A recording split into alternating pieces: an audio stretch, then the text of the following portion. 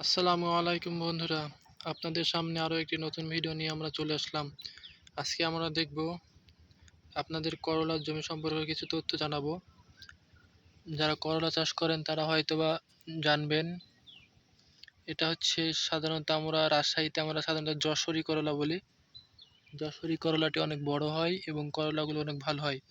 তো আজকে জানার বিষয় হচ্ছে করলার আমরা বীজ কিভাবে তৈরি করি। দেখেন, আমরা জমিতে সবচেয়ে যেটা সেরা করলা হয়, সেরা করলা যেটা হয় সেটা আমরা রেখে দিই এবং করলাটি যখন পাকে তখন আমরা সংগ্রহ করে বাসায় নিয়ে যাই। বাসায় নিয়ে গিয়ে সুন্দরভাবে ধুয়ে পরিষ্কার করে রোদে শুকাতে দিই। রোদে শুকানোর পর আমরা রেখে দিই, সুন্দরভাবে ঠান্ডা স্থানে রেখে দিই এবং রাখার পর পরবর্তী বছরে সেই বীজ আবার আমরা মাটিতে পুঁতে তারপর গাছ তৈরি করি। এভাবে আমরা করলা চাষ করি। অনেকে বাজার থেকে করলার বীজ কিনে লাগান, হয়তোবা সেটা হাইব্রিড করলা, আর এটা হচ্ছে দেশি করলা। এটা সাধারণত অনেক বড় হয়, দেখেন কত বড় সাইজ। এটা মিনিমাম হাফ কেজি ওজন হবে।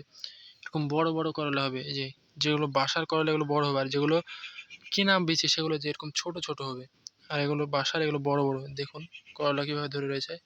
এগুলো সাধারণত বাসার করলাগুলো অনেক বড় হয়, ফলন বাড়ে, কিন্তু দাম কিছুটা হয়তোবা কম। দেখতে পারেন, এভাবে আমরা বীজ সংগ্রহ করি। যে এটা যেমন পেকে গেছে, করলাটি বীজের উপযোগী পেকে গেছে, এটা যদি আমরা বেশি পাকাই তাহলে হয়তোবা পাখিতে খেয়ে ফেলবে। সেই জন্য এই করলাটি আমরা এখন সংগ্রহ করব। এই যে করলাটি আমরা সংগ্রহ করলাম এবং এই করলাটি আমরা বীজ হিসাবে ব্যবহার করব। দেখেন, করলার জমি অনেকটা পরিষ্কার, তবে কিছুটা হালকা আগাছা রয়েছে। অতিরিক্ত বৃষ্টির জন্য জমি অনেকটাই খারাপ হয়ে রয়েছে। রাজশাহীতে প্রচুর পরিমাণ বৃষ্টি, এবছরে অনেক বৃষ্টি। দেখুন আমার করলার জমিগুলো, দেখুন।